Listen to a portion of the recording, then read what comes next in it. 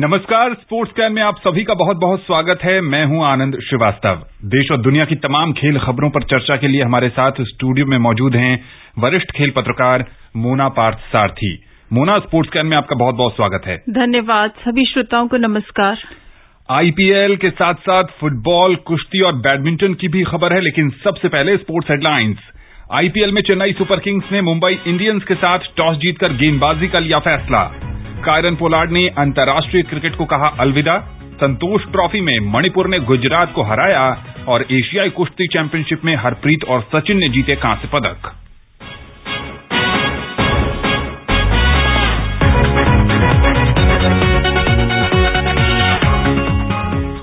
IPL cricket की बात करें तो अब से कुछ देर बाद मुंबई के डीवाई पाटिल स्टेडियम में मुंबई इंडियंस का सामना चेन्नई सुपर किंग्स से होगा। टॉस का हाल यह है कि चेन्नई ने टॉस जीतकर पहले गेंदबाजी करने का फैसला किया है।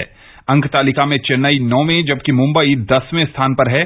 आइए सुनते हैं इस पर यह रिपोर्ट। आईपीएल के 15वें सीजन का पहला एल क्लासिको आज खेला जाएगा। 5 बार की चैंपियन मुंबई इंडियंस और 4 बार की विजेता Chennai super kings DY Patil stadium में आमने सामने होंगी। दोनों टीमें अब तक अपने नाम के अनुरूप नहीं खेल सकी हैं।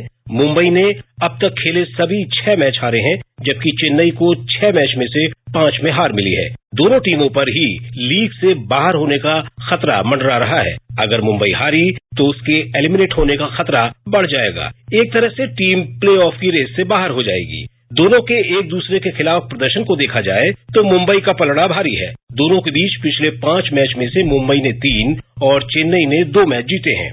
पिछले सीजन में दोनों टीमों ने एक मैच जीते थे। 10 टीमों के टूर्नामेंट में सबसे निचले क्रम पर मौजूद दोनों ही टीमें अभी तक सही टीम कॉम्बिनेशन बैठा पाने में असफल रही हैं। ये मैच दोनों के लिए बेहद महत्वपूर्ण रहेगा। चेन्नई सुपर किंग्स की सबसे बड़ी परेशानी उसकी लचर गेंदबाजी है।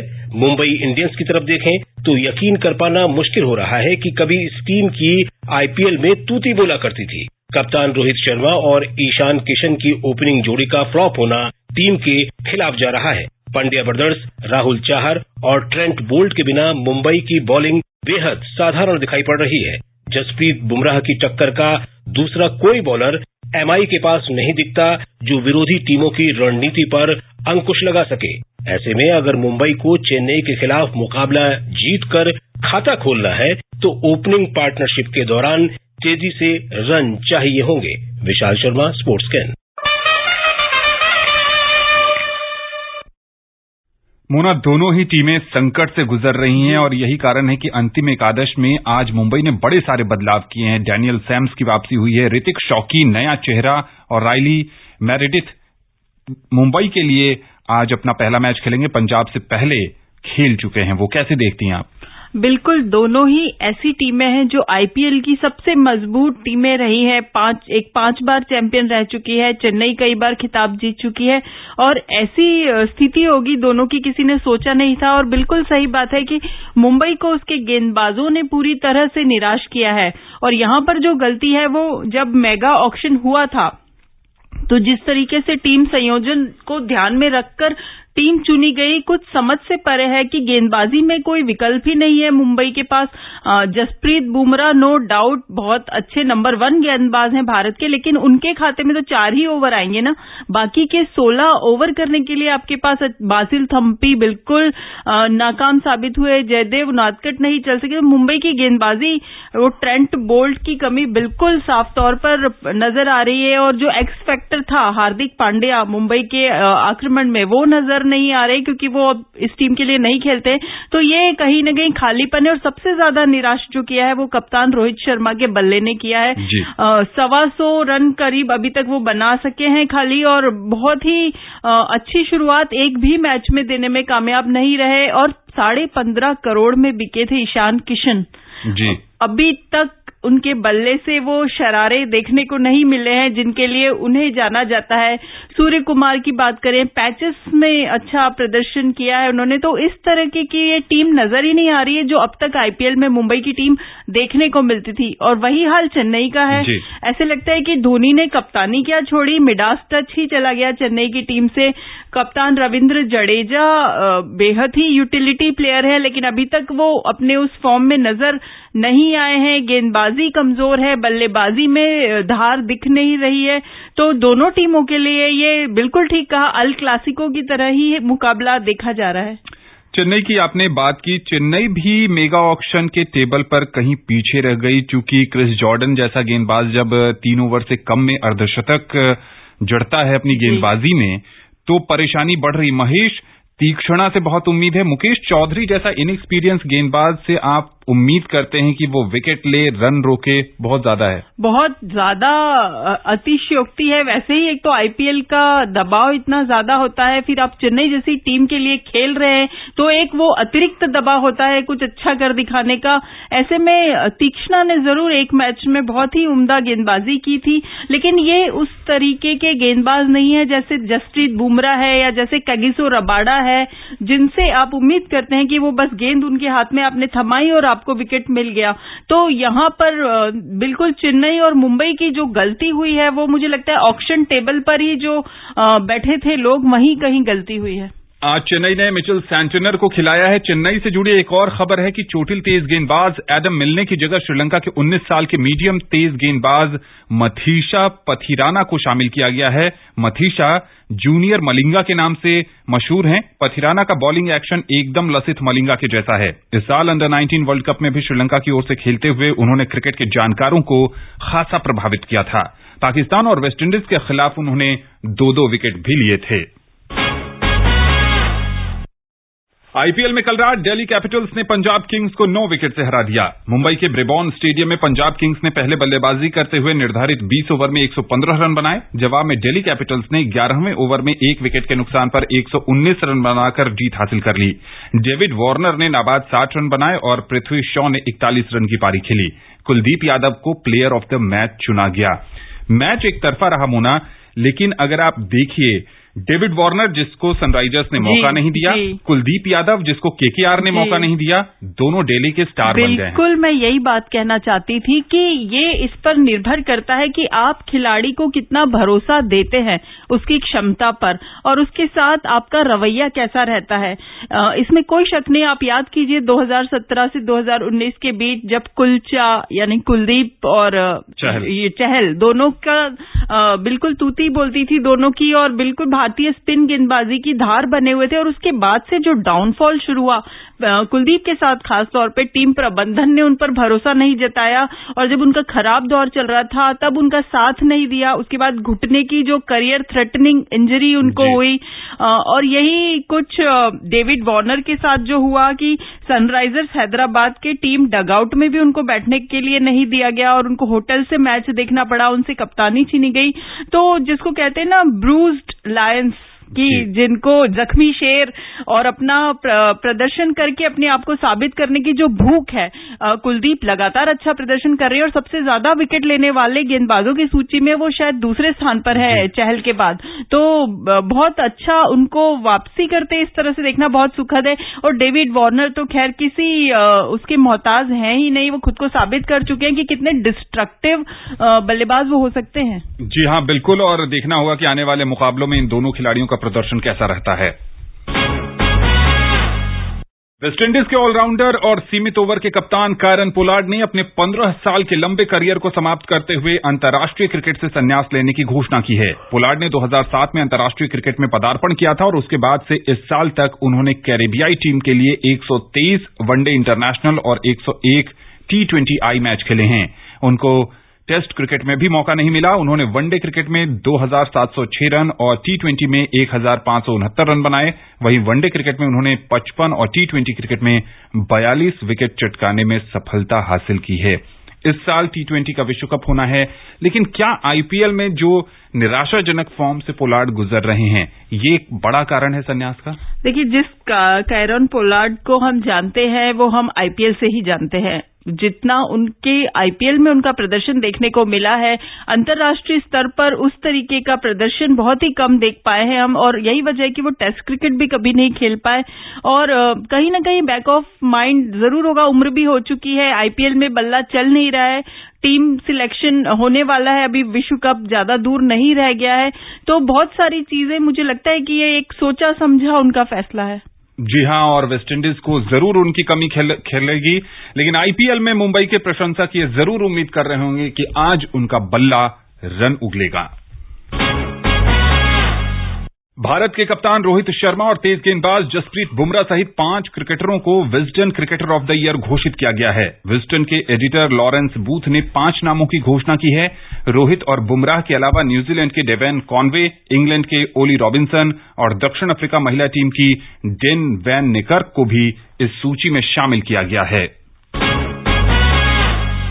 राष्ट्रमंडल खेलों और एशियाई खेलों के लिए 5 दिनों का बैडमिंटन ट्रायल खत्म हो गया है। यहां एशियन गेम्स और कॉमनवेल्थ में भारत की तरफ से चुनौती रखने वाले खिलाड़ियों का चयन किया गया है। इस ट्रायल्स में 2024 ओलंपिक के लिए कोर ग्रुप का चयन भी किया गया है। रिपोर्ट के साथ हैं मुकेश कुमार। पुरुष सिंगल्स की बात करें तो किदाम्बी श्रीकांत और लक्ष्य सेन भारत की तरफ से चुनौती रखेंगे, जबकि सात्विक साईराज और चिराग शेट्टी को पुरुष डबल्स के लिए जगह दी गई है।